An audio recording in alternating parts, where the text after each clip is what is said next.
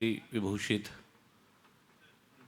पश्चिमामना द्वारका शारदा पीठाधीश्वर जगद्गुरु महाराज जी श्री चरणों में अनंत कोटि प्रणाम। मंचस्थ संतवृंद, पूज्य परमात्मानंद जी महाराज, उपस्थित भक्तगण, આપણે સૌ ભાગ્યશાળી છીએ કે 2 મહિના માટે પૂજ્ય મહારાજ શ્રીનું ચાતુર્માસ વ્રતાનુષ્ઠાન અહીંયા કર્ણાવતી મહાનગરમાં થઈ રહ્યું છે અને આપણને સૌને રોજે રોજ સવારે 2 કલાક અને સાંજે 2 કલાક 4 કલાકનો, એટલે આ કંઈ નાની વાત નથી, 4 કલાકનો લાભ રોજનો મળી રહ્યો છે। સનાતન હિન્દુ ધર્મ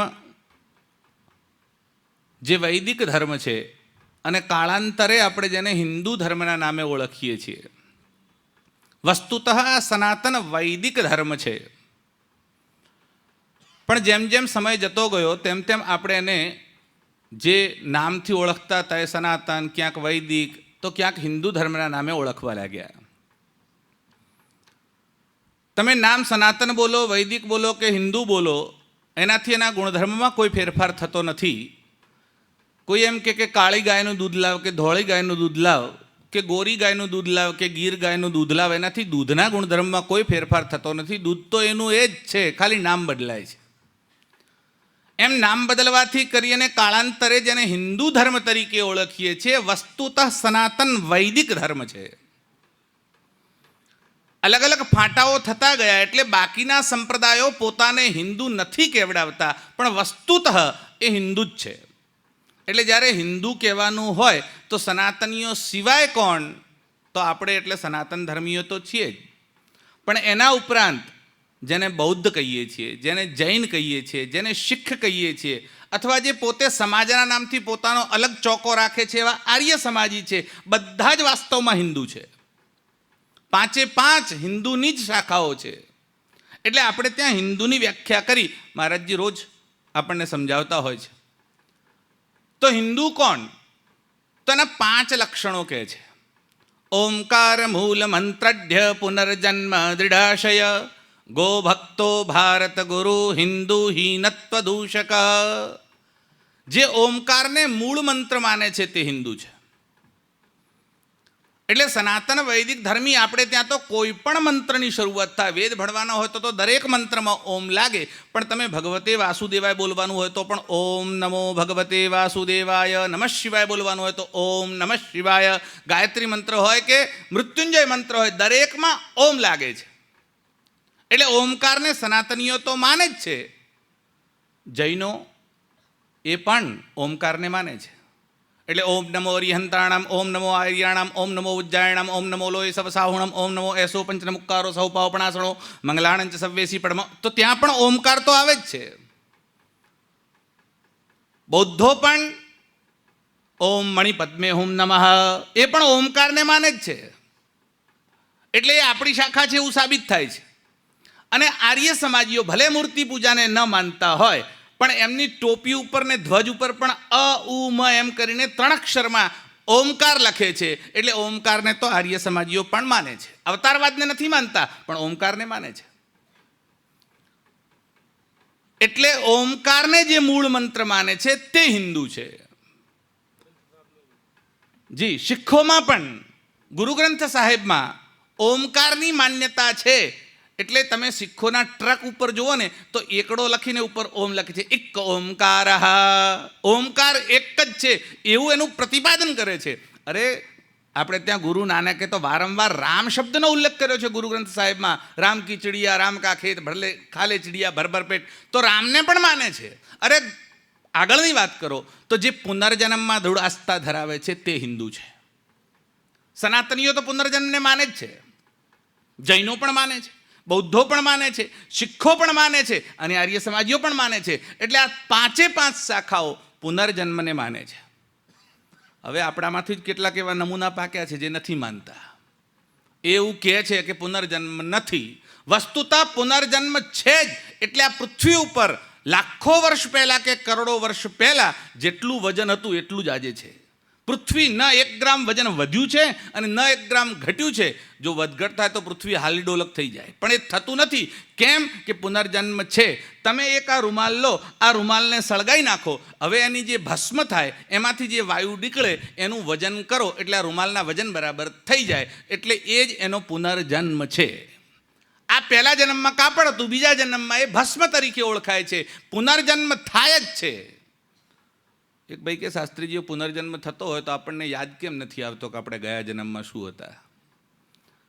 કીધું જો ભાઈ 10 દિવસ પહેલાં શું ખાધું તું યાદ છે? જો 10 દિવસ પહેલાંનું યાદ ના હોય તો પુનર્જન્મમાં ગયા જન્મમાં શું હતા એ કેવી રીતે યાદ રહે? અને બીજી વાત, ભગવાનની કૃપા છે કે યાદ રહેતું નથી. યાદ રહેતું હોય તો કેવી ગડબડ થાય?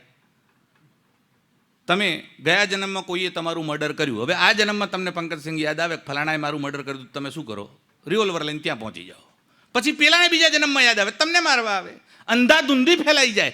અરે ધારો કે એવું ન થાય, તમને લગ્ન કરવા માટે જાઓ, વરરાજા બનીને ચોરીમાં બેઠા, પછી ગોર મહારાજ કે કન્યા પધરાવો અને પછી તમારો હસ્તમેલાપ કરાવે, અને હસ્તમેલાપ કરાવી વખતે તમને યાદ આવે કે ગયા જન્મમાં આ ભેંસ હતી ને તમે ભૂંડ હતા તો, અથવા તમને એવું યાદ આવે ગયા જન્મમાં તમારી માં હતી કે બેન હતી તો. એટલે સારી વાત છે કે પુનર્જન્મ યાદ નથી, એ તો ભગવાનની કૃપા છે. એટલે પુનર્જન્મ નથી એ સારી વાત છે, પણ પુનર્જન્મ છે એનું આપણા શાસ્ત્રો સમર્થન કરે છે. અનેક 84 લાખ યોનિઓમાં પુનર્જન્મ થાય છે. એના અનેક ઉદાહરણો વેદથી લઈને વર્તમાન ગ્રંથો સુધી બધામાં ભરેલા છે. ગીતા પ્રેસ ગોરખપુરે તો આખો પુનર્જન્મ અંક બહાર પાડ્યો છે, અને એમાં 100 કથાઓ છે જેમાં પુનર્જન્મ થયા અને એને યાદ આવ્યા એવી ઘટનાઓ છે. પુનર્જન્મ, દૃઢાશય, ગો ભક્તો, આ 5 શાખાઓ ગાયના ભક્ત છે. આર્ય સમાજીઓ ભલે બાકી કશું ન માનતા હોય, પણ ધર્મ સમ્રાટ સ્વામી કરપાત્રજી મહારાજે 1966માં જે સંસદનો ઘેરાવ કર્યો અને આંદોલન કર્યું, ત્યારે જેલમાં સૌથી વધારે જો શંકરાચાર્યજીની સાથે અને એમની સાથે કરપાત્રજીની સાથે કોઈ રહ્યું હોય તો આર્ય સમાજીઓ જેલ ભરો આંદોલન કરેલું. એટલે એને તો માને જ છે. જૈનો, બૌદ્ધો, શીખો, અરે શીખોએ તો એના માટેનું બહુ મોટું આંદોલન કર્યું, અને જૈનો તો આજે પણ એના માટે આંદોલન કરે છે. એટલે ગૌરક્ષકો તો આ 5 છે જ. ગો ભક્તો, ભારત ગુરુ, જે સંપ્રદાયો ભારતને પોતાનો ગુરુ માને છે, અથવા તો ભારતમાં જે સંપ્રદાયનો જન્મ થયો. અને તમે એવું યાદ રાખો, આજનું ભારત નહીં, મહર્ષિ અરવિંદે જે પોતાના પુસ્તકમાં ભારતની સીમાઓ દર્શાઈ છે, જોર્ડન નદીને પેલે પારથી લઈ અને ઈરાવતી નદીના પેલે પાર સુધી ભારત વિસ્તરેલું હતું, એ ભારતની વાત છે. એટલે વર્તમાનમાં જેટલા પણ તમે જેને ધર્મ કહો છો, તે સંપ્રદાય હોય કે સેક્ટ હોય, કોઈ પણ એશિયાની બહાર જન્મ્યા નથી. એક પણ સંપ્રદાયનો જન્મ એશિયાની બહાર થયો નથી. પણ ખેર, એની વાત ના કરીએ તો પણ ભારતને જે પોતાની માં માને છે એ સંપ્રદાય, એટલે એને અમે હિન્દુ ગણીએ છીએ. અને ગો ભક્તો, ભારત ગુરુ, છેલ્લી વાત કરી, હિન્દુ હીનત્વ દૂષક, જે હીન આચરણવાળાને ત્યાજ્ય સમજે છે, આ ખરાબ કામ કરે છે, એણે ગૌ હત્યા કરી છે, એનો અમે સ્પર્શ નહીં કરીએ. એટલે પહેલાં પ્રભુદત્ત બ્રહ્મચારીજી બહુ સુંદર આર્ટિકલ લખે છે કે અમારા જમાનામાં અમે એવું જોયું, એટલે પ્રભુદત્ત બ્રહ્મચારીજી લખે છે. અને પ્રભુદત્ત બ્રહ્મચારીજી એટલે નાનું વ્યક્તિત્વ નથી. પાછલી સદીના 3 નામ તમારે મોટા બોલવા હોય તો સ્વામી કરપાત્રીજી, અખંડાનંદ સરસ્વતી અને પ્રભુદત્ત બ્રહ્મચારી એવું બોલવું પડે કે જે લોકોએ બહુ મોટા આંદોલનો કર્યા. જવાહરલાલ નહેરુની સામે ઇલેક્શન પણ લડ્યું પ્રભુદત્ત બ્રહ્મચારીએ, અને રામ રાજ્ય પરિષદમાં બહુ મોટું કામ કર્યું. એ પ્રભુદત્ત બ્રહ્મચારી બહુ મોટા વિદ્વાન, પણ એમણે એક આર્ટિકલ લખ્યો, અને એ આર્ટિકલમાં એમણે લખ્યું, જે ગોસેવા અંકમાં ગીતા પ્રેસે છાપ્યો છે, કે અમારા જમાનામાં અમે નાના હતા ત્યારે જોતા કે ગામમાં કોઈ આવે અને સાવરણો પોતાના મોઢા આગળ રાખી અને ઘરે ઘરે ભિક્ષા માગે અને એવું કે હું ગૌ હત્યારો છું, મોઢું દેખાડવાને લાયક નથી, મને તમે ભીખ આપો. આ સ્થિતિ, એટલે ગાયની હત્યા કરે એ અમારા માટે સ્પર્શને પાત્ર નથી. અસ્પૃશ્યતા વિજ્ઞાન છે, અને એને અમે દૂર કરી કે જાઓ, જેણે ગાયની હત્યા કરી છે એ સ્પર્શને લાયક નથી. એટલે હીન આચરણવાળા છે એને ત્યાજ્ય સમજે તે હિન્દુ છે. એટલે હિન્દુ હીનત્વ દૂષક, એના ઉપરથી જ આપણે ત્યાં રિવાજ આવ્યો. ખરાબ કામ કરે એને નાતબાર કરવાનો રિવાજ થઈ ગયો, અને પછી એ ધર્માદો કરે એટલે ફરી પાછો એને નાતમાં લેવામાં આવે. જાતિ બહાર કરવાનો આખો એક સમાજમાં રિવાજ ઊભો થયો. હીન આચરણવાળાને ત્યાજ્ય સમજે છે, એનું નામ હિન્દુ છે. એટલે અમે એવું નથી માનતા કે ન હિન્દુ પતિતો ભવેત, જે પુણ્યશાળી હોય એ જ પતિત થાય. જે પતિત, પેલા તો પતિત છે જ પહેલેથી, એ પતિત શું થવાના?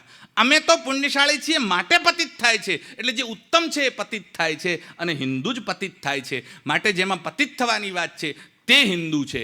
એટલે આ 5 જેને કબૂલ છે એવો આ હિન્દુ ધર્મ શાશ્વત કાળથી, સનાતન ધર્મ આજકાલનો નથી, ઇવન શાસ્ત્રોમાં પણ હિન્દુ શબ્દનો ઉલ્લેખ છે. ઘણા લોકોએ આવી બકવાસ કરી છે કે શાસ્ત્રોમાં હિન્દુ શબ્દ નથી ને વેદોમાં હિન્દુ શબ્દ નથી. વસ્તુતઃ કરપાત્રજી મહારાજે એના બધા પ્રમાણ આપ્યા છે. માધવાચાર્ય શાસ્ત્રીએ કયો નામનો ગ્રંથ લખ્યો એમાં બધા પ્રમાણ આપ્યા છે કે હિન્દુ શબ્દ આપણો છે. અને એમણે એવું લખ્યું કે ઋગ્વેદના 7મા મંડળના 64મા સૂક્તમાં નેતા સિંધુપતિ આવો મંત્ર આવ્યો છે. ત્યાં સનો શબ્દનો ઉચ્ચારણ હ થાય છે. તમારે ત્યાં સનો હ બોલવાનો રિવાજ છે. એટલે અમારે ત્યાં અહીંયા તમે જાઓ તો સવાભાઈ હોય તો હવાભાઈ બોલે, એટલે સનું હ બોલવાનો રિવાજ છે. એવું આપણે ત્યાં પરાપૂર્વથી સરસ્વત્યો હરસ્વત્યો ભવંતી, સરસ્વતી હોય તો હરસ્વતી, યજુર્વેદ હોય તો યનો જ બોલાય, યંજતે મનુહુતશ્ચ જંજતે મનુહુચત, અને ત્ર્યંબકમ યજામહે હોય તો ત્ર્યંબકમ જજામહે બોલાય છે. યમુના હોય તો જમુના બોલાય છે. જેમ યનો જ થાય છે, શનો ખ થાય છે, એવું સનો હ બોલવાનો આપણે ત્યાં રિવાજ છે. એટલે નેતા હિન્દુપતિ, કોઈ એમ કે ત્યાં સિંધુ શબ્દ છે સરોવરનો વાચક છે, તો સરોવરનો પતિ એટલે માલિક હોય, પણ નેતા ન હોય. નેતા તો પ્રજાનો જ હોય. એટલે નેતા સિંધુપતિ એ નેતા હિન્દુપતિ છે. એટલે વેદોને પણ હિન્દુ શબ્દ માન્ય છે, પુરાણોમાં તો છે જ છે. અને આપણે ત્યાં અનેક જગ્યાએ હિન્દુ શબ્દ પારિજાત નાટક વગેરેમાં પણ આવ્યો છે. કાલિકા પુરાણમાં પણ એનો ઉલ્લેખ થયો છે. ખેર હમણાં એ બધાની ચર્ચા અને મીમાંસા નથી કરતા. હિન્દુ શબ્દ આપણો છે, આપણે જ હિન્દુ છીએ, આપણે જ આ પરંપરાને વરેલા છીએ. હિન્દુ ધર્મનો પુનરુદ્ધાર કરવા માટે અવતાર આવે છે, અને ભગવાન વારંવાર જન્મ લઈને અવતાર લઈને આવે છે. એવો જ અવતાર 2500 વર્ષ પહેલાં ભગવાન શંકરાચાર્યનો દક્ષિણ ભારતમાં કાલડી ગામમાં થયો. અને એક શંકરાચાર્ય ન હોત ને તો કદાચ આપણામાંથી બેઠા એ બધા બૌદ્ધ બની ગયા હોત. એ વખતે આ સનાતની કેવડાવવાને લાયક ન રહ્યા હોત. એ બૌદ્ધ ધર્મને ભારતમાંથી ખસેડી અને ભારતની બહાર ફેંકી દો, અને શંકરાચાર્ય સનાતન ધર્મનો ધ્વજ રોપ્યો, જે આજ સુધી 2500 વર્ષ પરંપરાથી આ ગાદી ચલાવે છે. અને એ જ ગાદીના આચાર્ય તમારી સામે છે. એ હિન્દુ ધર્મના પુનર્જાગરણ, પુનર્રક્ષણ અને સંરક્ષણનું કામ કોઈ હિન્દુ ધર્મની સ્થાપના કોઈએ કરી જ નથી. એટલે ભગવાન પણ એવું કહે છે, ધર્મ સંસ્થાપનાર્થાય, સ્થાપના માટે નહીં, સંસ્થાપનાર્થાય, હું પુનઃસ્થાપના કરવા માટે આવું છું. આ ધર્મમાં તો ભગવાન પણ અવતાર લઈને આવે છે, એની સ્થાપના નથી કરતા. જેની સ્થાપના થાય એ ધર્મ નથી, એ સંપ્રદાય છે, સેક્ટ છે, પંથ છે, મઝહબ છે, મત છે. એટલે ઇસ્લામની સ્થાપના કરી કોઈએ, ઈસાઈયતની કોઈએ સ્થાપના કરી, જૈનિઝમની કોઈએ સ્થાપના કરી, બૌદ્ધિઝમની કોઈએ સ્થાપના કરી, કબીર પંથ કે સ્વામિનારાયણ બધા સંપ્રદાય છે. ધર્મ તો એક જ છે, એનું નામ સનાતન ધર્મ છે. માનવ ધર્મ પણ ધર્મનું અંગ છે. માનવ ધર્મ શુભ છે, શ્રેષ્ઠ નહીં. એટલે માનવ ધર્મ જે લોકો બૂમો પાડતા હોય છે ને એવું કહે છે અમે તો માનવ ધર્મને માનીએ છીએ, બીજા કોઈને માનતા નથી, આ સૌથી મોટા મૂર્ખ લોકો છે. માનવ ધર્મ એટલે શું? તો તમે ખાલી માનવ ધર્મનો વિચાર કરો તો પછી પશુઓના ધર્મનું શું, પક્ષીઓના ધર્મ શું, જીવજંતુના ધર્મનું શું, જળચેતનના ધર્મનું શું, બધાના ધર્મ જોવા પડશે. એટલે માનવ ધર્મ તમારે સગી બેન અને ભાઈ એક ઉંમરના યુવાન વયના એક ઘરમાં રહે છે, પણ એકબીજા માટે નજર બગડતી નથી. કેમ? સનાતન ધર્મ શીખવાડે છે. માનવ ધર્મ છૂટ આપે છે. માનવ ધર્મ તો સ્ત્રી અને પુરુષ એટલું જ જોવે છે. માનવ ધર્મ બેન સાથે લગ્ન થાય કે નહીં એવું ના પાડતો નથી. આ ના કોઈ પાડતું હોય તો એનું નામ સનાતન ધર્મ છે. કોઈ દિવસ માનવ ધર્મ માંસ ખાવાની ના પાડી શકે. તમારે શું ખાવું, શું પીવું, દારૂ પીવો છે કે માંસ ખાવું છે, માનવ ધર્મ ના પાડતો નથી. કોણ ના પાડે છે? સનાતન ધર્મ ના પાડે છે. આ ન ખવાય અને આ ખવાય, ડુ એન્ડ ડોન્ટ, વિધિ એન્ડ નિષેધ, આ સનાતન ધર્મ નક્કી કરે છે. એટલે સૌથી શ્રેષ્ઠ મા બાપને પગે લાગવું કોણ શીખવાડે? માનવ ધર્મમાં તો છે જ નહીં. ત્યાં તો પુરુષ અને સ્ત્રી એટલે બે જ વિભાગ છે. એટલે માનવ ધર્મ તમને એ ન શીખવાડી શકે કે મા બાપને પગે લાગવું, ગુરુની આજ્ઞા માનવી. આ શીખવાડશે કોણ? એનું નામ સનાતન ધર્મ છે.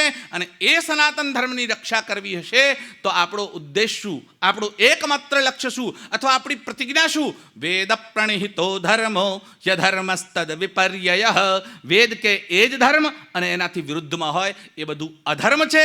એટલે વેદ શું કહે છે એ આચાર્યશ્રી આપણને 2 મહિના સતત પોતાનો સમય લઈ અને સમજાવી રહ્યા છે કે વૈદિક ધર્મ શું છે, વેદ શું કહે છે અને આપણે કયા રસ્તે જવાનું છે. આપણો માર્ગ પ્રશસ્ત થાય, એક રસ્તો અને એક લક્ષ્ય નક્કી થાય, હિન્દુઓમાં એકતા આવે અને આખો સમાજ જો એક અવાજથી કોઈ વસ્તુ કરશે તો કોઈની તાકાત નથી. આખા વિશ્વમાં આજે પણ એટલી તાકાત નથી કે સનાતન ધર્મને ચેલેન્જ કરી શકે. જેટલું વિજ્ઞાન આગળ વધે છે અને વિજ્ઞાનની જેટલી શોધો થાય છે બધી સનાતન ધર્મના ફાયદામાં થાય છે. એક પણ વૈજ્ઞાનિક સિદ્ધાંત એવો નથી જે સનાતન ધર્મથી વિરુદ્ધમાં થઈ હોય. એટલે સનાતન ધર્મીઓ એવું કહ્યું કે પૃથ્વી ફરે છે તો સનાતન ધર્મે ના પાડી, કેમ કે અમારા વેદોમાં છે કે પૃથ્વી આજુબાજુ ચક્કર મારે છે, એનાથી જ ગ્રહણ વગેરે થાય છે, એનાથી રાત દિવસ થાય. આ બધું અમારા વેદોમાં છે. 14 વિદ્યા અને 64 કલાનો સમૂહ છે. પણ ગેલેલિયોએ એવું કીધું કે આ પૃથ્વી ફરે છે એટલે ક્રિશ્ચિયાનિટીએ આદેશ પાર કર્યો ગેલિલિયોને મારી નાખો. છેલ્લે ગેલિલિયોએ માફી માગવી પડી કે હું ખોટો છું ને મને માફ કરો. અને એવું પણ કહેવાય છે કે ગેલિલિયોની દીકરી જેલમાં ગઈ એના બાપને સમજાયો કે મરવા દો, આ લોકો માને કે ન માને એમને કંઈ લેવા દેવા નથી, તમે ખાલી સહી કરી આપો ને સહી કરવડાઈ. મારો કહેવાનો મતલબ છે વિજ્ઞાન સનાતન ધર્મનું સમર્થન કરે છે. શુદ્ધ વૈજ્ઞાનિક રૂપે કોઈ ધર્મ દુનિયામાં હોય તો એનું નામ સનાતન ધર્મ છે. અને એ સનાતન ધર્મ ખાલી સંસ્કૃતિ નહીં, ધર્મની વાત છે. ખાલી સંસ્કૃતિ કરશું તો નહીં ચાલે. સંસ્કૃતિ ઠેર ઠેર બદલાતી રહે છે, પણ સનાતન ધર્મ એક જ છે જે બધી સંસ્કૃતિઓને પોતામાં સમાવેશ કરીને ચાલે છે. એવા સનાતન ધર્મની રક્ષાનો સંકલ્પ પૂજ્ય આચાર્યશ્રીના સંસર્ગમાં, સંપર્કમાં આટલા નજીક કરીને આપણને લેવાનો મોકો મળ્યો છે. હજુ પણ આપની પાસે 20 દિવસનો સમય અવશિષ્ટ છે, બાકી છે. 3 દિવસ આ અને 15 દિવસ પહેલાં, એટલે 18 દિવસનો સમય બાકી છે. જે કોઈ આ આચાર્યશ્રીના દર્શનથી વંચિત રહ્યા હોય, એમના વચનોનો લાભ લેવાથી વંચિત રહ્યા હોય, તમારા સગા સંબંધી હોય, ફોન કરીને આ લાભ ચૂકવવા ન જાય, એમનાથી આ લાભ ચૂકાઈ ન જાય, એ કાળજી આપણે લેવાની. આપણે એમને બોલાવીએ, આ દર્શનનો લાભ આપીએ અને આ સત્સંગનો લાભ આપીએ તો આપણે પણ સનાતન ધર્મમાં આંગળી ચિંધ્યાનું પુણ્ય મળશે. એ જ શબ્દો સાથે વાણીને વિરામ આપીએ. અસ્તુ. બોલીએ સનાતન ધર્મ કી જય હો. નમઃ પાર્વતી. હર હર મહાદેવ. ગુરુરાત્મેતિ મૂર્તિભેદ વિભાગિને વ્યોમવદ્વ્યાપ્તદેહાય દક્ષિણામૂર્તયે નમઃ. અજ્ઞાનતિમિરાન્ધસ્ય જ્ઞાનાંજનશલાકયા ચક્ષુરુન્મીલિतं येन તસ્मै શ્રીગુરવે નમઃ. ઓમ.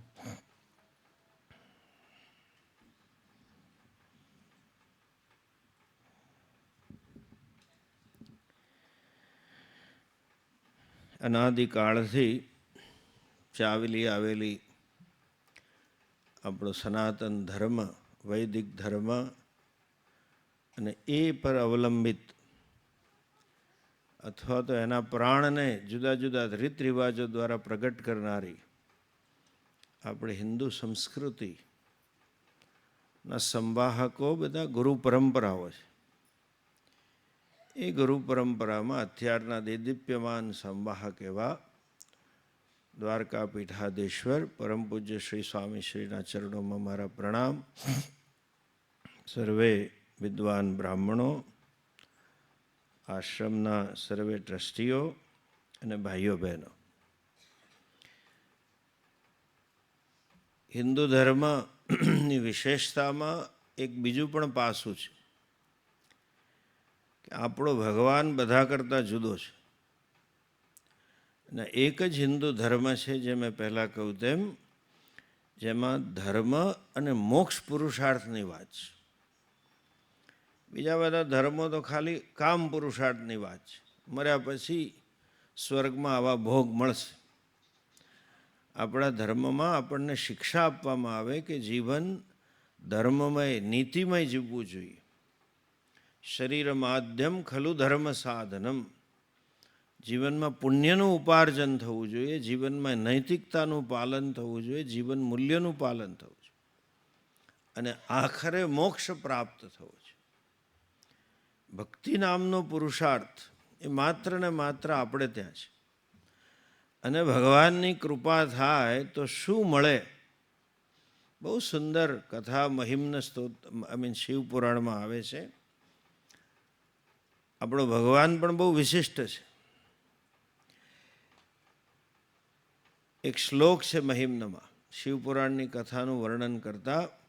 હરિસ્તે સાહસ્ત્રમ કમલબલિમાધાય પદયો યદેકોને નિત્યમ નિજમુદહરન નેત્ર કમલમ. કે છે કે કાશી વિશ્વનાથની અંદર સાક્ષાત શિવજી બિરાજમાન છે. કાશી વિશ્વનાથના અધિપતિ શિવજી છે, માલિક છે. એમની પૂજા કરે છે ભગવાન વિષ્ણુ અને સહસ્ત્ર નામ વડે ભગવાન વિષ્ણુ રોજ એમની અર્ચના કરે છે, વિશ્વનાથજીની. અને પૂજાની અંદર એવા તલ્લીન થઈ ગયા ભગવાન વિષ્ણુ. અને પૂજામાં અંગરૂપે અર્ચના કરીએ આપણે, ષોડશોપચાર પૂજાના અંગરૂપે, તો 1000 કમળથી ભગવાનની અર્ચના કરે છે. એવા બધા તલ્લીન થઈને પૂજા કરતા હતા કે એમને દુનિયાદારીનું કોઈ ભાન જ નહોતું. એમની ભક્તિની પરીક્ષા કરવા માટે કે આ શેના માટે પૂજા કરે છે, ખરેખર મારા માટે કે કંઈ કામ માટે. શ્રાવણ મહિનામાં આપણે જઈએ તો બધું લિસ્ટ પકડાવતા આવીએ ભગવાનને કે જરા આટલું જોઈ લેજો, આખો મહિનો લોટી ચડાવી છે ને હવે પૂરું થવાનું છે, યાદ કરાવી લઈએ આપણે. ભગવાન વિષ્ણુ શેના માટે કરતા હતા? તો ભગવાને છદ્મ રૂપે આવીને 1000 કમળમાંથી એક કમળ લઈ લીધું. સહસ્ત્રનામ અર્ચના એટલે અનંત રૂપે ભગવાનની અર્ચના છે. વિશ્વરૂપ પરમાત્માને કેમ અર્ચના કરવી? એટલે કે સહસ્ત્રનામથી. વેદમાં સહસ્ત્ર શબ્દ અનંતવાચી છે, સંખ્યાવાચી નથી. પુરુષ સૂક્તમાં આપણે બોલીએ ને, સહસ્ત્ર શીર્ષા પુરુષા સહસ્ત્રાક્ષ સહસ્ત્રપાદ. ખરેખર 1000 માથા હોય તો એવું બોલવું જોઈએ ને, દ્વિસહસ્ત્રાક્ષ દ્વિસહસ્ત્રપાદ. 1000 માથા ને 1000 જ આંખ હોય તો કે ભગવાનને એક જ આંખ છે, કાણા છે? 1000 પગને બદલે 2000 પગ કેવું છે? 1000 શબ્દ અનંતતા વાંચે છે. ગીતાજીમાં પણ અર્જુન ભગવાનનું કહે છે, યદિ દિવિ સૂર્ય સહસ્ત્રસ્ય, 1000 સૂર્ય ઉગ્યા હોય, 1000 માથા છે, 1000 હાથ છે, 1000 પગ છે, અનંત અનંતરૂપ પરમાત્માને નમસ્કાર કરવા એટલે સહસ્ત્રનામ અર્ચના. આપણે ગુજરાતીમાં ભજન ગાઈએ છીએ ને, હરિ છે તારા 1000 નામ, કયા નામે લખવી કંકોત્રી. એક કવિએ બહુ સરસ કહ્યું, મહિમ્નમાં આવે છે છેલ્લે ઉમેરાયેલા શ્લોકમાં, તવ તત્વમ ન જાનામી કીદૃશોષી મહેશ્વર. હે ભગવાન, તમે કેવા છો એ હું જાણી શકું એવો નથી, મારી બુદ્ધિ મર્યાદિત છે અને મને કંઈ બહુ શાસ્ત્રનું જ્ઞાન નથી. તો કે યાદૃશોષી મહાદેવ, તમે જેવા હો એવા આપને મારા નમસ્કાર છે. તાદૃશાય નમો નમઃ, હું ખાલી મારા નમસ્કાર કરતો. વિષ્ણુ ભગવાને 1000 કમળથી અર્ચના કરી અને પરીક્ષા લેવા એક કમળ લઈ લીધું. ઘણીવાર ગુરુજનો પણ પરીક્ષા કરે, ભગવાન પણ પરીક્ષા કરે કે આમની ભક્તિ કેટલી ઉત્કટ છે, આની શરણાગતિ કેટલી પ્રબળ છે, આનો ભાવ ખરેખર શુદ્ધ હૃદયમાંથી છે કે દેખાડો છે. એક કમળ ખૂટ્યું.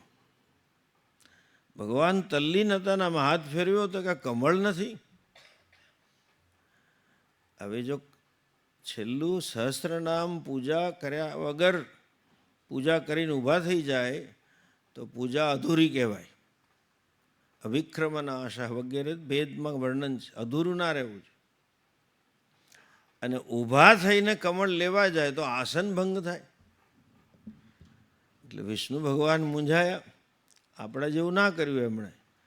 આપણે બધું પૂજામાં કહીએ ને, ગોદાનાર્થે સુવર્ણદાનાર્થે અક્ષતાન સમર્પયામી, ગોદાનાર્થે અક્ષતા ગંધાક્ષત પુષ્પાણી સમર્પયામી, એવું કરીને આપણે સૌરાષ્ટ્રની ભાષામાં કહીએ ને, જાવા દ્યો. એ આપણે ઘણું એવું કરતા હોઈએ છીએ. અને પાછા લોકો કહે ખરા, ભગવાન તો ભાવના ભૂખ્યા છે. એટલે કાકા, ભાવ હોય તો વધારે સારું થાય. આપણને આપણા છોકરા માટે ભાવ હોય, છોકરા માટે ભાવ હોય, તો 5 રૂપિયાની વસ્તુને ત્રેવડે તો આપણે 25ની લાવીએ. ભગવાનને બધું ચાલે. સોપારી એ સસ્તી આવે ભગવાન માટે, પૂજાના દ્રવ્યો એ સસ્તા આવે. ડાકોર જઈને નૈવેદ્ય લેતા હોય તો પૂછે પેલો કે આ શું ભાવ આપ્યા લાડુડી? તો કે ચોખ્ખા ઘીના છે, 800 રૂપિયા કિલો. કંઈ સસ્તા છે? નાના લાડુડા લઈ જાય. ભગવાન તો ભાવના ભૂખ્યા છે.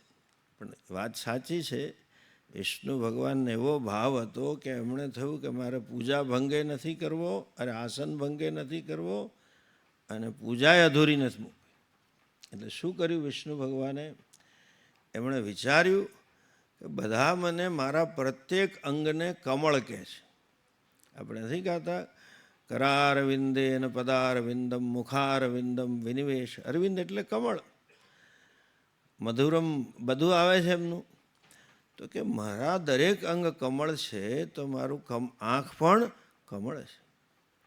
અને ઉપનિષદમાં મંત્ર છે કે જમણી આંખ છે ને એ વિશ્વનું પ્રતીક છે, જાગ્રત અવસ્થા, અર્થાત અહંકારનું પ્રતીક છે. અહંકારનું પૂર્ણ પ્રાગટ્ય જાગ્રત અવસ્થામાં છે. એટલે કે અહંકારનું પ્રતીક છે. ભગવાને કમલ નયન છે તો 1000માં કમળ રૂપે પોતાની આંખ સમર્પણ કરી દીધી. અને જેવી આંખ સમર્પણ કરી તતો ભક્તિ ઉદ્રેક, ભક્તિના પરિપાક રૂપે ભગવાન પ્રગટ થયા. અને ભગવાને એમને શું આપ્યું? સુદર્શન ચક્ર આપ્યું. ત્રયાણામ રક્ષાય જાગર્તિ જગતામ, ભગવાને સુદર્શન ચક્ર એમને ભેટ આપ્યું. અને જેના દ્વારા એ ત્રણેય લોકની રક્ષા થાય છે. જરાક સમજો, સુદર્શન ચક્ર એટલે શું? ઈશ્વરની કૃપા થાય તો આપણને પણ સુદર્શન ચક્ર મળે. સુદર્શન એટલે ખાલી એવું નહીં કે ચતુર્ભુજ વિષ્ણુ આંગળી પર લઈને જ ઊભા છે, એ મારું કરતા. એ સુદર્શન તો બરાબર છે. સુષ્ઠુ દર્શનમ ઇતિ સુદર્શન, યોગ્ય દર્શન, સારું દર્શન એને સુદર્શન કહે. આપણું જીવન હંમેશા આપણે જેવી જિંદગી જોઈએ ને એવું ચાલે છે. આપણા આદર્શો, આપણા જીવન મૂલ્યો, આપણી જીવન દ્રષ્ટિ, જીવન અભિગમ, શું ખાવું શું ન ખાવું, શું પહેરવું શું ન પહેરવું, શું કરવું શું ન કરવું, ક્યાં જ રહેવું ક્યાં ન રહેવું, પોતાને નહીં બીજાનાય આપણે તો સુદર્શન ધરાવીએ. આણે આમ કરવું જોઈએ, આણે આમ ના કરવું જોઈએ, આણે તેમ કરવું જોઈએ. આ આપણી દ્રષ્ટિ છે, આપણી જીવન પ્રત્યેની, આપણી જાત પ્રત્યેની, જગત પ્રત્યેની. જ્યારે આપણી દ્રષ્ટિ ધર્મમય થાય ત્યારે સમજવું કે આપણને ભગવાને સુદર્શન આપ્યું છે. જ્યારે આપણને સત્સંગ કરવાનું મન થાય ત્યારે સમજવું કે સુદર્શન છે. મનમાં આવેગો તો આવશે જ. ઇન્દ્રિયસ્યાર્થે રાગદ્વેષૌ વ્યવસ્થિતો, રાગદ્વેષ આવે, વિષય વાસના પ્રગટ થાય, તૃષ્ણા પ્રગટ થાય, ખોટું કરવાનું મન થાય, આટલું જૂઠું બોલવાનું મન થાય. નાની નાની બાબતોમાં લાઇટ બંધ હોય તો આપણે જવા જ જો નીકળી જાઓ, નાનું ખોટું છે પણ એવું મન થાય. એ સમયે આપણે આપણી જાતને રોકીને નીતિમય જીવન જીવીએ, એ નામ સુદર્શન. આ એક છે, પહેલું પગથિયું. બીજું પગથિયું શું છે સુદર્શનનું? જ્યારે આવું ધર્મમય જીવન હોય, જ્યારે સત્સંગમય જીવન હોય, જ્યારે મહાપુરુષોની સેવામય આપણું જીવન હોય, ત્યારે આપણને આ સુદર્શન આવે. આપણા આવેગોને ખાળવાનું, આવેગોથી ઉપર ઉઠવાનું. બીજું સુદર્શન શું છે? બીજા સ્તરીય, સર્વમ ખલ્વિદમ બ્રહ્મ નેહનાનાસ્તિ કિંચન મૃત્યોસ્સ મૃત્યુમ આપનોતિ નાનેવ પશ્યતિ.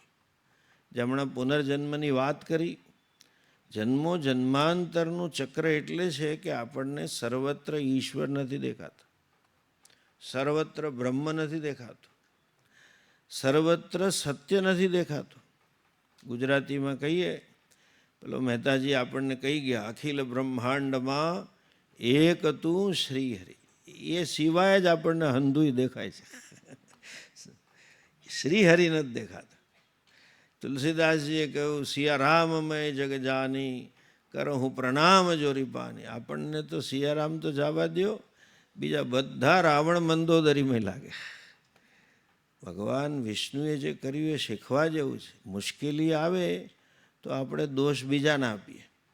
ભગવાન વિષ્ણુએ એનો ઉકેલ જોયો કે મારે શું કરવું જીવનમાં. જીવનનો એકે માર્ગ એવો નથી કે જ્યાં સમસ્યા ના હોય, અને જીવનની એકે સમસ્યા એવી નથી જેનો ઉકેલ ના હોય. આપણે આત્મનિરીક્ષણ કરીએ તો, આત્મદ્રષ્ટિ કરીએ તો, બીજાને દોષ આપવાના બદલે એમણે રસ્તો કાઢીને આંખ અર્પણ કરી. એટલે શું? અહંકાર જ્યારે ભગવાનને અર્પણ કરીએ ત્યારે જીવનમાં સુદર્શન આવે. આખું જગત ઈશ્વરમય દેખાય. ગીતાજીની ભાષામાં કહીએ તો યોમામ પશ્યતિ સર્વત્ર સર્વમ ચ મયી પશ્યતિ તસ્યાહમ ન પ્રણશ્યામી સચ મે ન પ્રણશ્યતિ. એ વ્યક્તિ ઈશ્વરથી દૂર જ ના થાય. આ શિવજીની કૃપા થાય. અને એ કૃપા ક્યારે થાય? જ્યારે આપણે સત્સંગ કરીએ. અને ઈશ્વરની કૃપા ક્યારે થાય? જ્યારે ગુરુજનોની કૃપા થાય ત્યારે. આપ સૌ સત્સંગમાં આવ્યા છો, ખૂબ આનંદ છે. અને આ પ્રસંગે એટલી જ પ્રાર્થના કરીએ ભગવાન સદાશિવને કે એવી કૃપા કરે કે જે વિષ્ણુ ભગવાનને સુદર્શન આપ્યું એમણે, એવું સુદર્શન આપણને પ્રાપ્ત થાય. અને એના માટે પેલા કહે ને કોકના રેકમેન્ડેશનની જરૂર પડે તો જલ્દી ફાઇલ હાલે. પૂજ્ય ગુરુજીના આશીર્વાદ મળે, આપણી શિવજી પાસે જલ્દી ફાઇલ હાલે કે સાક્ષાત શંકરાચાર્યજીના ભગવાન શંકરના અવતાર સમાન શંકરાચાર્યજીની અનાદિ પરંપરાના સંવાહક છે એવા ગુરુજનોની આપણા સૌ પર કૃપા રહે, એ જ ભગવાન વિશ્વનાથને પ્રાર્થના સહ. ઓમ તત્સત. ખૂબ ખૂબ આભાર. કલ્યાણાનામ નિધાનમ કલિમલમથનમ પાવનમ પાવનાનામ પાથેયમ યન મુમુક્ષો સપદિ પરપદપ્રાપ્તયે પ્રસ્થિતસ્ય વિશ્રામસ્થાનમેકં કવિવરવચસાં જીવनं સજ્જનાનાં બીજં ધર્મદ્રુમસ્ય પ્રભવતુ ભવતાં ભૂતયે રામ નામ. શ્રી રામ જય રામ જય જય રામ.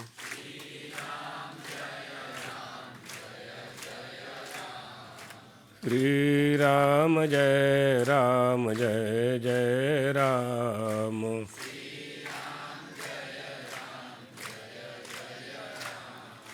શ્રી રામ જય રામ જય જય રામ.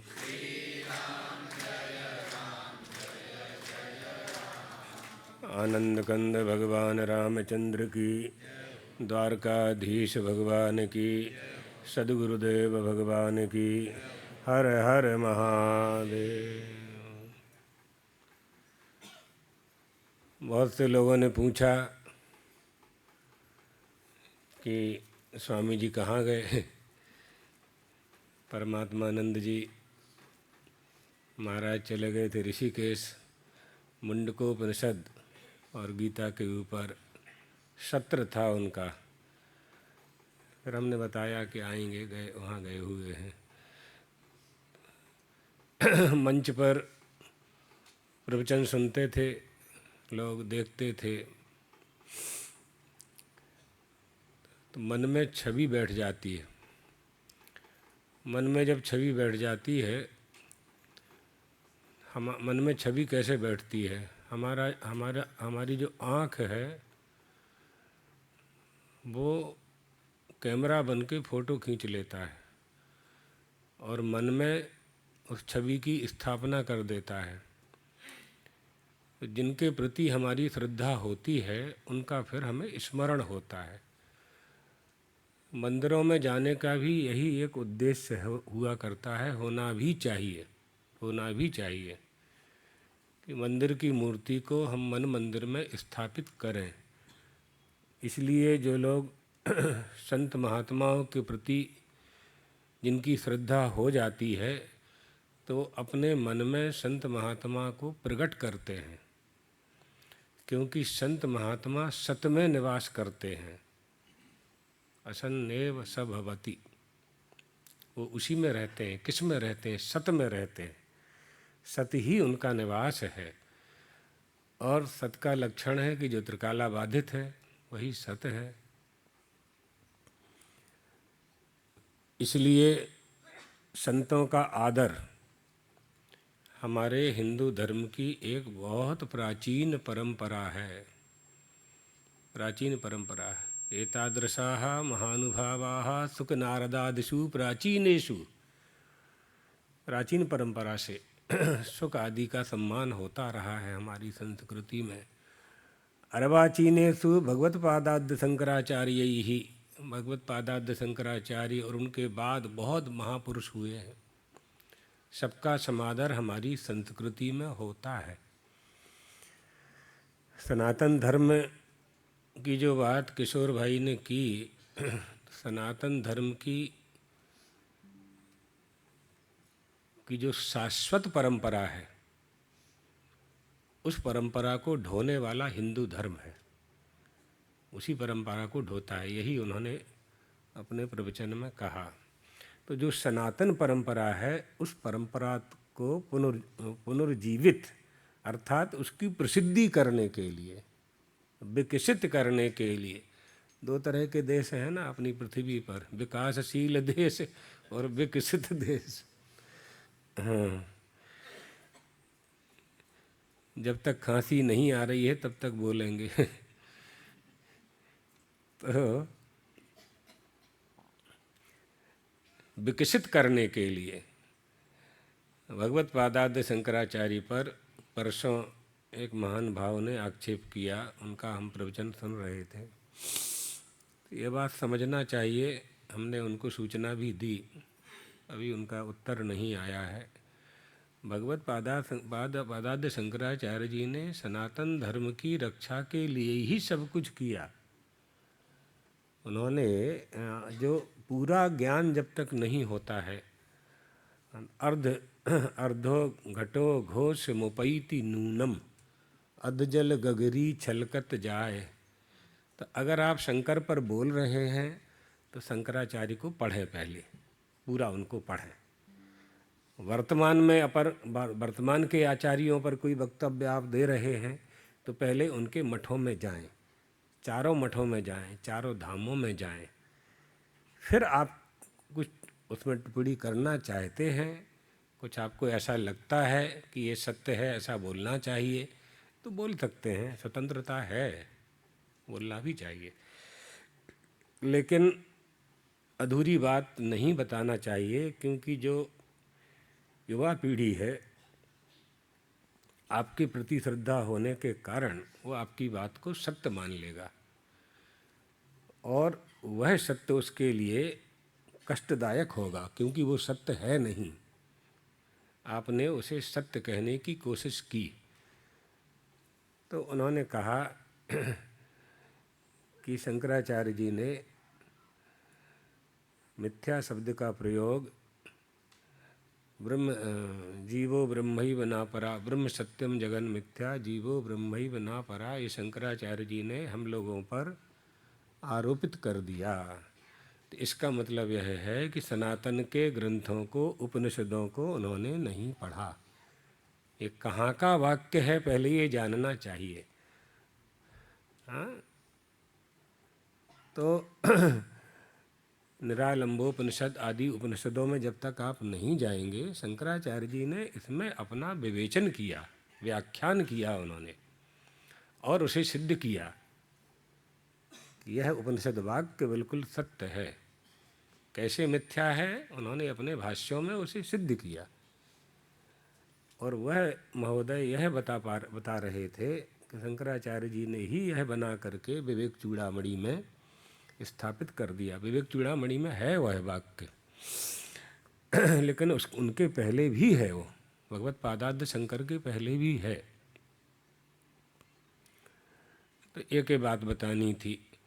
तो सनातन धर्म जो शाश्वत है, उसकी शाश्वतता की सुरक्षा जब तक उसके द्वारा प्रतिपादित संस्कृति का हम पालन नहीं करेंगे, तब तक उसकी रक्षा नहीं होगी। सनातन के द्वारा प्रतिपादित संस्कृति क्या है, उसका अध्ययन बहुत आवश्यक है। हमारे देश में कोई भी राजा हो जाए, हमारे देश में नहीं, भारत के किसी भी देश में कोई राजा हो जाए, लेकिन उसे वहाँ की संस्कृति, संस्कार, कल्चर परिवर्तन करने का अधिकार नहीं होना चाहिए, नहीं होना चाहिए। आपको प्रजा के ऊपर शासन करना है, संस्कृति और संस्कारों में परिवर्तन करने का अधिकार नहीं दिया जा सकता है, नहीं होना चाहिए। अगर ऐसा होगा तो लोकतंत्र की जो व्याख्या है उसको परिभाषित नहीं किया जा सकता। किसी भी वस्तु के लिए प्रमाण की आवश्यकता होती है। प्रमाण के बिना प्रमेय की सिद्धि नहीं हो सकती। जैसे नेत्रों को किसी भी रूप को देखने के लिए निर्दोष चक्षु ही प्रमाण है। ये कमंडलू है, इसमें नेत्र ही प्रमाण है। आप कहेंगे कि नहीं, हम हाथ से स्पर्श करके बता देंगे कि कमंडलू है, नेत्र विहीन व्यक्ति बता देगा, तो हम ये कहेंगे कि वो वर्ण नहीं बता सकता है, रंग नहीं बता सकता है, नारियल का है कि लकड़ी का है ये नहीं बता सकता है। इसलिए चक्षु ही रूप के संबंध में प्रमाण है। प्रमाण विहीन जो भी होता है वो हेय होता है, त्याज्य होता है, विनश्वर होता है, नष्ट होने वाला होता है। संसार के जितने भी पदार्थ हैं उनको प्रमाणित करने के लिए हम 6 प्रमाणों का आश्रय लेते हैं। अनुमान आदि का, अनुमान, उपमान, अर्थापत्ति इत्यादि, अनुपलब्धि, इन सब का आश्रय लेते हैं। इन 6 के लक्षण बताए जा चुके हैं, इसलिए पुनरावृत्ति नहीं कर रहे हैं। लेकिन धर्म और ब्रह्म के संबंध में क्या प्रमाण है, ब्रह्म के संबंध में क्या प्रमाण है, वहाँ अनुमान प्रमाण नहीं लगेगा, उपमान भी नहीं लगेगा, अर्थापत्ति भी नहीं होगी, अनुपलब्धि भी नहीं होगी, प्रत्यक्ष तो होगा ही नहीं। तो कैसे जानेंगे?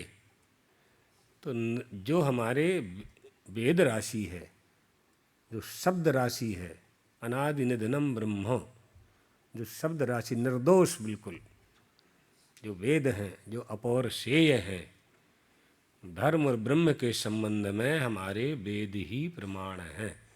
इसलिए सनातन धर्म के संबंध में वेद ही प्रमाण हैं। तो वेद के साधना प्रमाण बुद्धि वेदेषु साधना नाम अनेकता, उपासना नाम अनेकता। उपासना के अनेक प्रकार हो सकते हैं, साधन भी अनेक हो सकते हैं, लेकिन उपासना के मार्ग भिन्न भिन्न होते हुए भी प्रमाण तो वेद को ही स्वीकार करना पड़ेगा, दूसरा कोई स्वीकार नहीं किया जा सकता।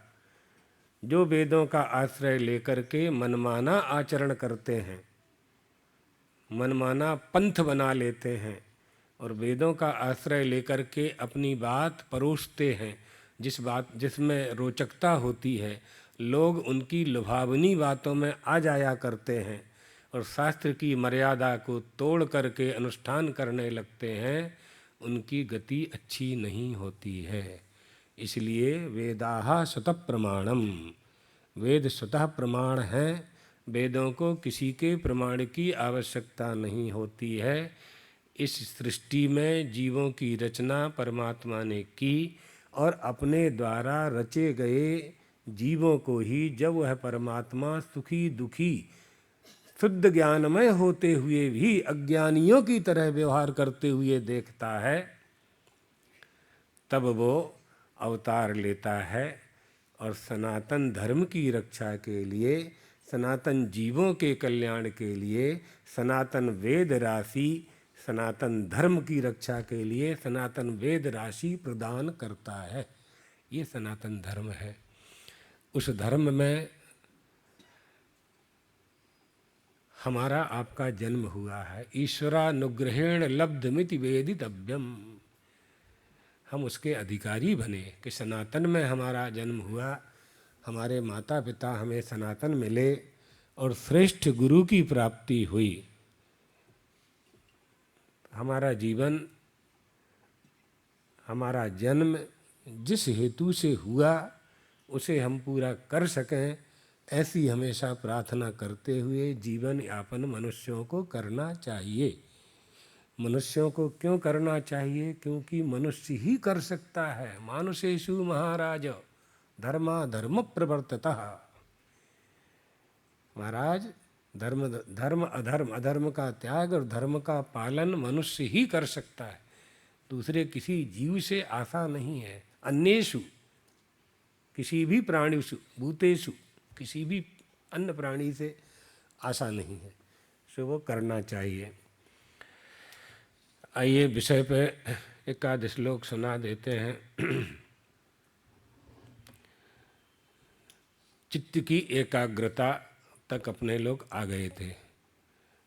षट संपत्ति में समाधानम, चित्त की एकाग्रता समाधानम, इसका भी व्याख्यान हो चुका था, लेकिन जो लोग नहीं थे उनके लिए संक्षेप में बता देते हैं कि चित्त की एकाग्रता के लिए इसी तरह से हमें अपनी वृत्ति बनानी होती है, जैसे हम प्राणों की रक्षा के लिए सर्वत्याग करके सर्वप्रथम अपने प्राणों की रक्षा करते हैं। गृहे दह्यमाने तत्रस्थो दह्यमानाः यथा कलत्र पुत्रादिकम परित्यज्य। घर में आग लग जाने पर पत्नी बच्चों को, सोना चांदी को, दागीना को जलता हुआ छोड़ करके प्राणों की रक्षा करके बाहर निकल करके ग्रामवासियों से कहता है, मेरे घर में आग लग गई है, पत्नी बच्चों की रक्षा करो। स्वयं नहीं कर रहा है, क्योंकि स्वयं को प्राणों की रक्षा की ही चिंता है। इतनी ही निष्ठा जब उस ब्रह्म को प्राप्त करने को, ईश्वर को प्राप्त करने की हो जाए, इतनी एकाग्रता के साथ, इसी निष्ठा के साथ, है ना, जो उदाहरण होता है वो सर्वांत नहीं होता, उसका एक ही अंश लेना है अपने को, इसलिए सब जगह नहीं इसको लागू कर सकते। तो निष्ठा ऐसी होनी चाहिए। एक महात्मा और शिष्य की कथा हमने सुनाई थी, जल में डुबो दिया था ना गुरु ने चेला को। तो प्राण उसके छटपटा रहे थे। अब गुरु जी से कहता था बार बार, भगवान के दर्शन कराओ। गुरु जी कहते थे कि प्रपंच तुमने छोड़ा नहीं है, प्रपंच में अनुरक्त हो। धरती के एक एक कण से जब तक प्यार करते रहोगे तब तक परमात्मा से प्यार नहीं हो सकता। धरती के एक एक कण से राग बना रहेगा तो ईश्वर से अनुराग नहीं हो सकता है आपका। इस बात को अच्छी तरह से समझ करके ही हमें आध्यात्मिक पथ पर चलना पड़ेगा।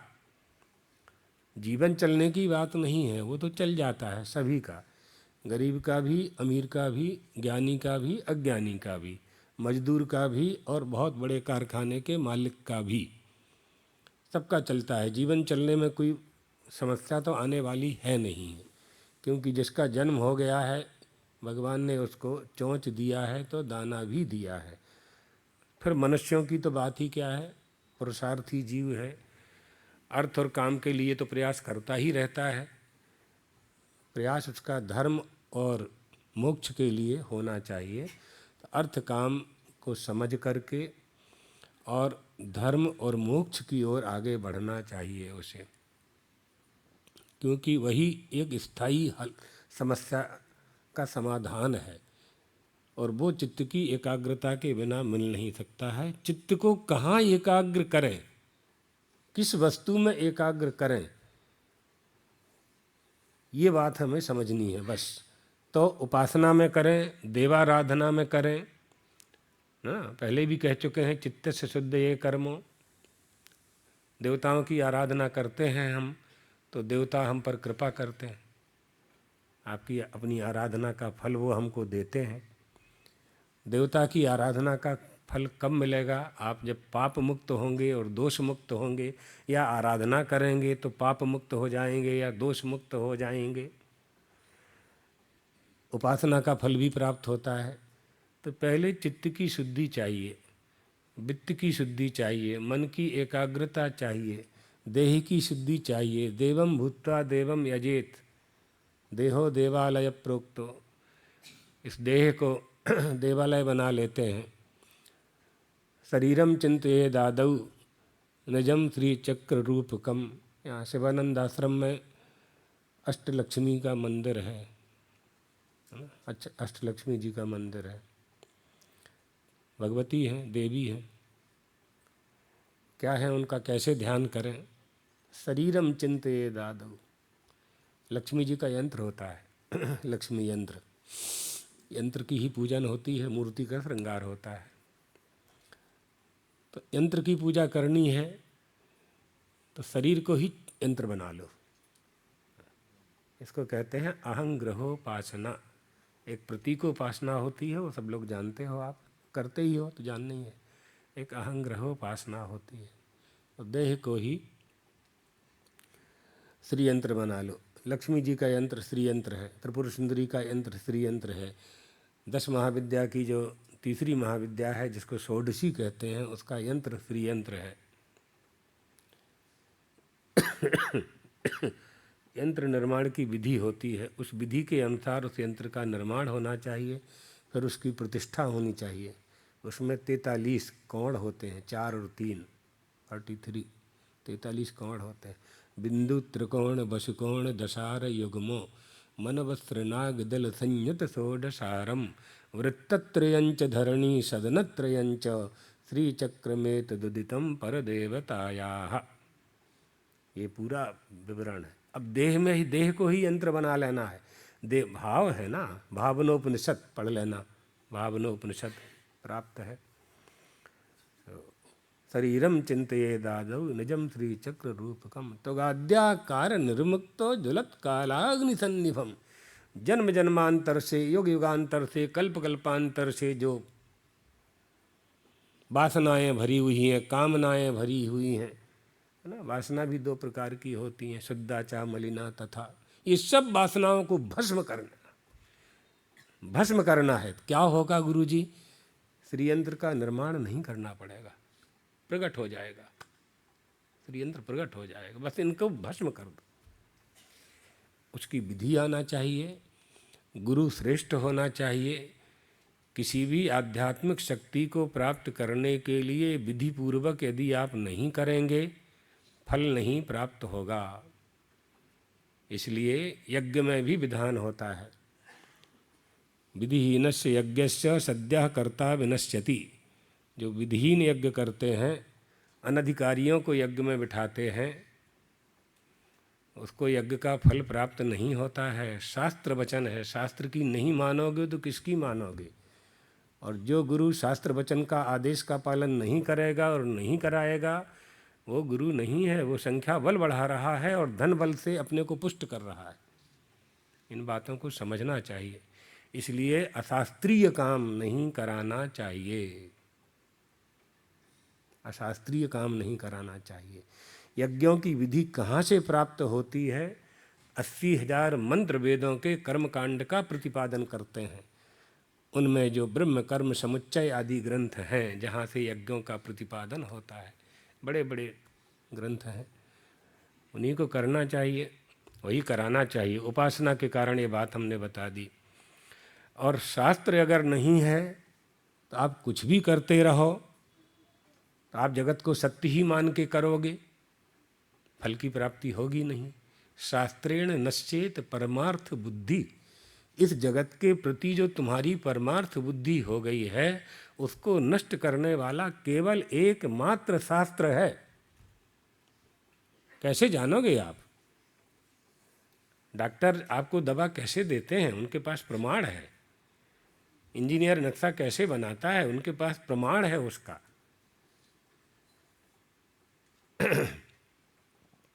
कोर्ट में, अदालतों में जाकर के बहस करते हैं वकील लोग, तो संविधान का आश्रय लेकर के ही करते, सबके साथ प्रमाण के साथ ही करते हैं, तभी ना सफलता प्राप्त होती है।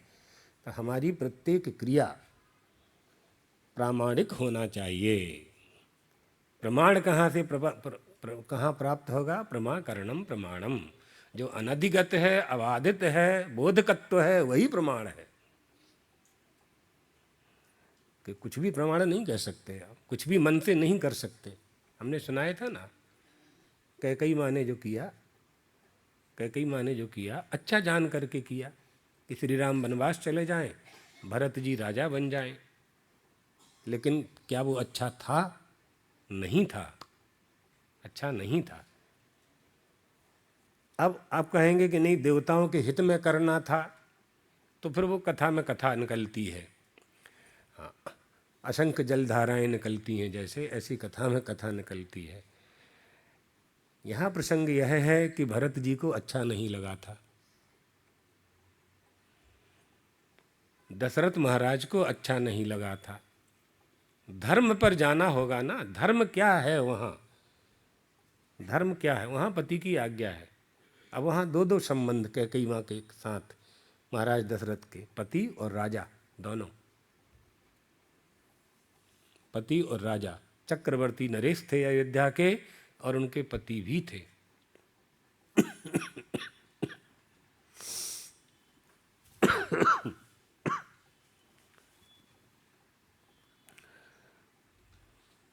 लेकिन दोनों की अवहेलना हुई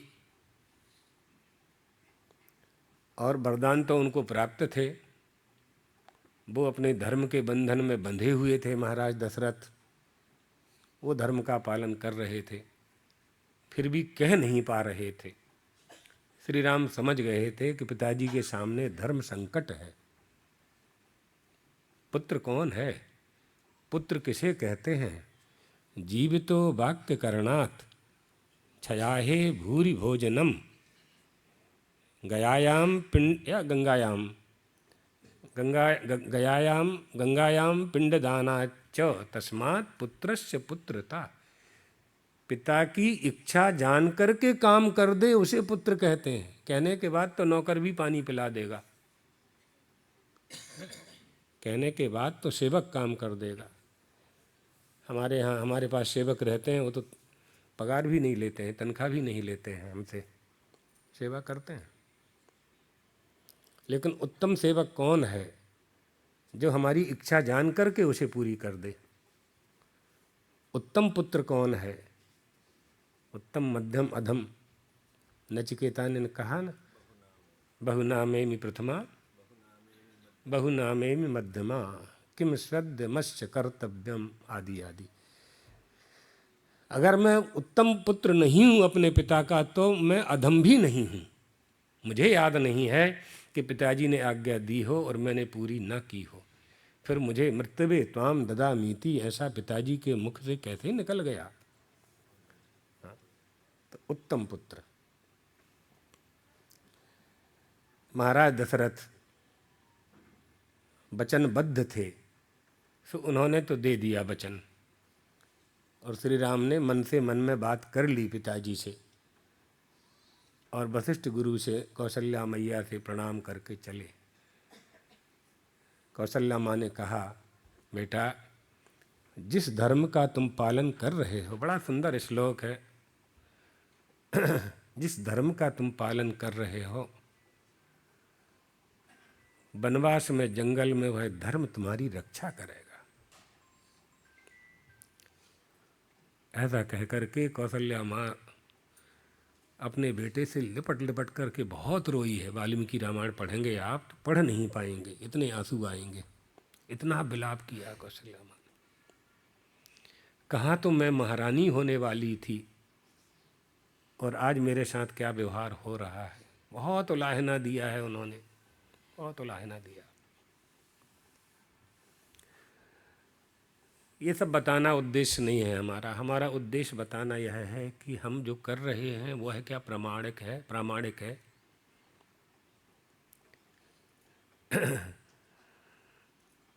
भरत जी आ गए तो भरत जी के वचन ही हम आपको सुना देते हैं, इसी में समझ में आ जाएगा। भरत जी ने कहा, माँ तुमने ठीक नहीं किया। पेड़ काट तू पल्लव सींचा, मीन जानी हित पानी उलीचा। झाड़ को काट करके पत्ते में पानी डाल रही है कि झाड़ जिंदा रहेगा। माँ श्री राम के बिना मैं रह सकता हूँ, ऐसा तुमने कैसे सोच लिया? ये तो ऐसी ही बात है कि कोई व्यक्ति पानी में तैरती हुई मछली को यह समझ करके कि पानी में डूब के मर जाएगी तो उसके सरोवर का पानी निकाल दे बाहर, उलीच दे। उत्तर भारत में उलीचना माने निकालना कहते हैं। गोस्वामी तुलसीदास जी ने लोक भाषा का खूब प्रयोग किया है, क्षेत्रीय भाषाओं का खूब प्रयोग किया है, खूब जम के। कैकेयी माँ ने तो अच्छा समझ करके किया था, लेकिन वो अच्छा नहीं था। इसलिए हम जो करते हैं उसमें प्रमाण क्या है? हमारी प्रत्येक क्रिया से, हमारे प्रत्येक शरीर के अंग से धर्म का पालन होना चाहिए। तो कौन सा अंग कौन से धर्म का पालन करेगा? हमारे पैर, हमारे हाथ, हमारे नेत्र, हमारी 5 ज्ञान इंद्रियां, हमारी 5 कर्म इंद्रियां, 17 स्थूल शरीर, सूक्ष्म शरीर, कारण शरीर। ये जो संघत है, जो वस्तु संगत होती है ये पदार्थ होती है। ये सिद्धांत है, जो वस्तु कई पदार्थों से मिलकर, कई सामग्रियों से मिलकर के बनती है वो दूसरे के लिए होती है। तो जैसे आपने अपने लिए मकान बनाया है, इसी तरह से परमात्मा ने ये मनुष्य का शरीर अपने निवास के लिए बनाया है, निवास के लिए बनाया। अरे क्यों 84 लाख शरीर थे, उनमें निवास नहीं करोगे क्या आप? नहीं, इस मनुष्य में निवास करेंगे क्योंकि इसमें धर्म पालन करने की ब्रह्मावलोक धिषणम दिया है। धर्म पालन की बुद्धि इस मनुष्य में है। वेदों का अर्थ, वेदों का बोध, वेदों की आज्ञा का पालन करने का ज्ञान इस मनुष्य को है। इसलिए ये बहुत दुर्लभ शरीर, लब्ध्वा तु दुर्लभमिदं बहुसंभवान्ते, इस मनुष्य में बहुत संभावनाएं हैं, ऐसा सोच करके परमात्मा मनुष्य के देह रूपी शरीर में निवास करता है। मनुर्मनीषा मनुजा निवासा, वेदव्यास जी कहते हैं। बयान्ति तद व्याकरणम विचित्रम, व्याकरण माने फैलाया। मनुर्मनीषा मनुजा निवासा, गंधर्व, अप्सरा इत्यादि आगे आगे बहुत है। तात्पर्य क्या है? श्रुतियों का, उपनिषदों का उपदेश कि प्राणी मात्र में परमात्मा है, लेकिन मनुष्य के शरीर को श्रेष्ठ स्थान मान करके परमात्मा इसमें निवास करता है। क्या प्रमाण है? अब शास्त्र को ही प्रमाण मानना पड़ेगा। शास्त्र को प्रमाण नहीं मानेंगे तो भटकते ही रहेंगे। आपका बालक पढ़ के आता है 10 और 10 20, आप मान लेते हैं, बालक भी मान लेता है। क्या प्रमाण है? अध्यापक प्रमाण है। अध्यापक के पास क्या प्रमाण है? मैथ की चौपड़ी प्रमाण है ना? कहीं स्टेबल हुए ना, स्थिर हुए ना कहीं ना कहीं। तो हम धर्म के प्रति क्यों स्थिर नहीं होते हैं? क्यों तर्क वितर्क कुतर्क करते हैं? तर्क तक तो ठीक है, वितर्क कुतर्क क्यों करते हैं? जिज्ञासा तो खूब अच्छी करनी चाहिए। तो क्या करना है और क्या नहीं करना है? साधना नाम अनेकता। जो साधना हम कर रहे हैं, जो यज्ञ हम कर रहे हैं, जो जप हम कर रहे हैं, जो विधान हम कर रहे हैं, उसमें शास्त्रीयता है कि नहीं है? समझ में नहीं आती है तो समझ में नहीं आती है। तो आपका बालक भी तो नहीं समझता था 10 और 10 20, तो आपने उसको कहीं भेजा ना, भेजा तो आप भी जाओ, आप भी जाओ। कोई ना कोई महात्मा मिलेगा, आश्रमों में जाओ, मठों में जाओ, मंदिरों में जाओ, वहाँ ज्ञानी पुरुष मिलेंगे। अभी अभाव नहीं हुआ है, कमी नहीं हुई है, इस भ्रम में मत रहना। बहुत हैं, बहुत हैं। वो आपको प्रकाशित नहीं कर पा रहे हैं क्योंकि आपकी बुद्धि में मलिनता है। मल, विक्षेप, आवरण, ये सब पर्दा लगे हुए हैं, इसलिए ज्ञान का प्रकाश आपको प्रकाशित नहीं कर पा रहा है। जैसे सूर्य का प्रकाश पूरे अहमदाबाद को प्रकाशित करता है, लेकिन जो अपने मकान के खिड़की दरवाजे बंद कर देता है, उसके कमरे के अंदर सूर्य का प्रकाश नहीं जाता। ये सूर्य का दोष नहीं है। हमारी बुद्धि भी स्वस्थ होना चाहिए, हमें प्राप्त करने की जिज्ञासा होनी चाहिए और प्रामाणिकता से प्राप्त करने की जिज्ञासा होना चाहिए। भोजन करना ही पर्याप्त नहीं है, भोजन कैसे करना है ये बात है मूल। कैसे इसी के यहाँ शास्त्र आ जाएगा। अब यहाँ शास्त्र आ जाएगा कि भोजन कैसे करना, विधान आ जाएगा। उस विधान के अनुसार जब भोजन करेंगे तो हमारी क्षुधा भी शांत होगी और वो भगवान का प्रसाद भी हो जाएगा। अगर हम यह मान लेंगे कि वैश्वानर भगवान ही हमारे उदर में, उरु में, हमारे जठराग्नि में बैठ करके सब कुछ स्वीकार कर रहे हैं, तो हम कहाँ खा रहे हैं? वही खा रहे हैं, वही खा रहे हैं। तो हम अपने भगवान को, हम अपने अतिथि को, हम अपने देवता को अशुद्ध वस्तु का नैवेद्य नहीं धर सकते। ये नियम है। अब यहाँ परंपरा आएगी, नियम आएगा, कुल की परंपरा आएगी। कुल की परंपरा भी शास्त्रानुमोदित ही होती है। कहा ना, स्वामी जी ने एक दिन सुनाया था ना, परमात्मानंद जी ने, श्रुति स्मृति सदाचार स्वस्य च प्रियमात्मनः। तो प्रियमात्मनः का अर्थ ये नहीं है कि जो मन में अच्छा लगे तो खाने लगो। वहाँ शास्त्र आएगा आगे, वहाँ शास्त्र आएगा। इसलिए शास्त्रों का आलंबन लेकर के ही हमें अपने आध्यात्मिक पथ को प्रशस्त करना चाहिए, उसी में सुख की प्राप्ति होगी। तो शास्त्राध्ययन से जगत के प्रति जो परमार्थ बुद्धि है वह नष्ट हो जाती है। हमारी दृष्टि में जगत सत्य है, इसको कैसे नष्ट करेंगे? देखते हुए नष्ट नहीं हो रही है वो बुद्धि। हमारे सामने बड़े बड़े लोग कोरोना में चले गए, फिर भी हम ऐसा व्यवहार कर रहे हैं कि हम अजर अमर होकर के आए हैं। यही अज्ञान है ना। इस अज्ञान को कौन दूर करेगा? शास्त्र ही दूर करेगा, शास्त्र ही दूर करेगा, और कोई दूर नहीं कर सकता है। रोग को कौन दूर करेगा? वैद्य ही दूर करेगा, डॉक्टर ही दूर करेगा। इसी तरह से जब अज्ञान आ जाए, अविद्या आ जाए, तो शास्त्र की ही आवश्यकता हमें पड़ेगी। तो यहाँ ये बता रहे हैं कि बुद्धि को सब प्रकार से शुद्ध ब्रह्म में सम्यक स्थिर करना, स्थिर रखना, इसी को समाधान कहा गया है। चित्त की इच्छा पूर्ति का नाम समाधान नहीं है ना। न तो चित्तस्य लालनम, पालन तो करना पड़ेगा, लेकिन लालनम, लालन नहीं करना, प्रेम नहीं करना है उससे, वो समाधान नहीं हो सकता है, क्योंकि वो आपके लक्ष्य को प्राप्त नहीं करा सकता।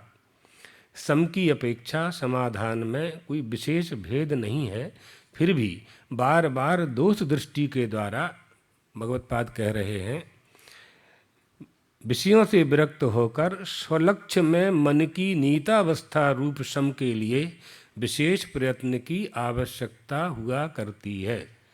भगवद गीता में भी यही कहा है, यतो यतो निश्चरति। अर्थात यह स्थिर न रहने वाला संसार और स्थिर न रहने वाला मन, मनुष्य का मन बड़ा चंचल है, इंद्रियां बहिर्मुख हैं और विषय अगणित हैं। कामना की, वासना की लालसा इससे कराती जाती है, कराती जाती, कभी तृप्त नहीं होता, ये कभी तृप्त नहीं होता, बढ़ता जाता है। मन जिस जिस शब्दादि विषय के निमित्त से संसार में विचरण करता है, उस विषय को रोक करके, उससे हटा करके इसे बारंबार आत्मा की ओर अभिमुख करना है। એટલે બહિર્મુખ मन को अंतर्मुख करवानो आदेश आपे छे। अंतर्मुख करना है। अंतर्मुख कैसे करेंगे? तो उसकी विधि जाननी पड़ेगी। कैसे अंतर्मुख करें? बहिर्मुखता के लिए कुछ प्राप्त करना नहीं है। पूरे अहमदाबाद में कोई ऐसा कॉलेज नहीं है जहाँ सिगरेट पिलाना सिखाया जाता हो फीस लेकर। नहीं, बहिर्मुखता तो अपने आप आ जाती है, अपने आप आ जाती है। डॉक्टर कहते हैं कि बेटा मत पियो, कैंसर हो जाएगा। ना पाड़े छे डॉक्टर, सिगरेट नहीं पीवाने तुम्हारे, ये बात है। तो अंतर्मुख कैसे हुआ जा सकता है, इसके लिए ही ये सब बातें कही जा रही हैं।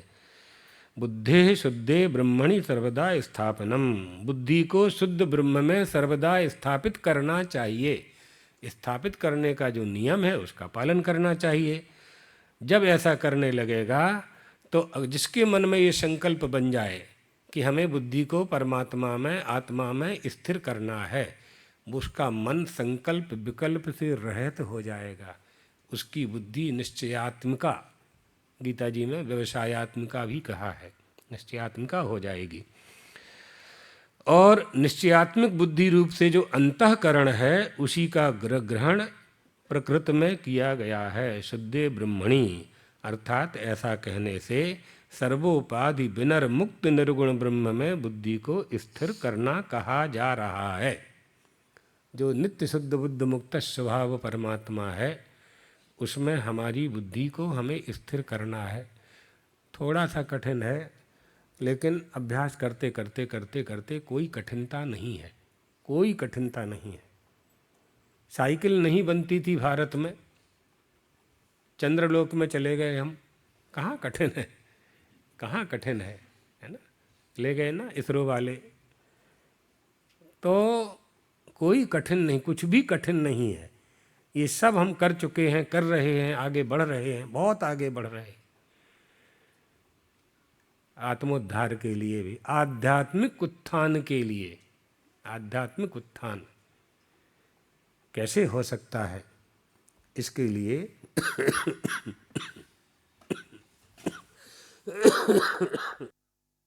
श्री राम जय राम, जय जय राम।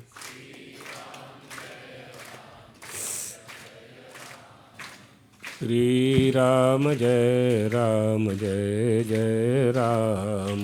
श्री राम जय राम, जय जय राम। द्वारकाधीश भगवान की जय हो, जगदम्बा महारानी की जय हो, सद्गुरुदेव भगवान की जय हो। हर हर महादेव। જોરદાર તાળીઓથી સ્વાગત ને અભિનંદન।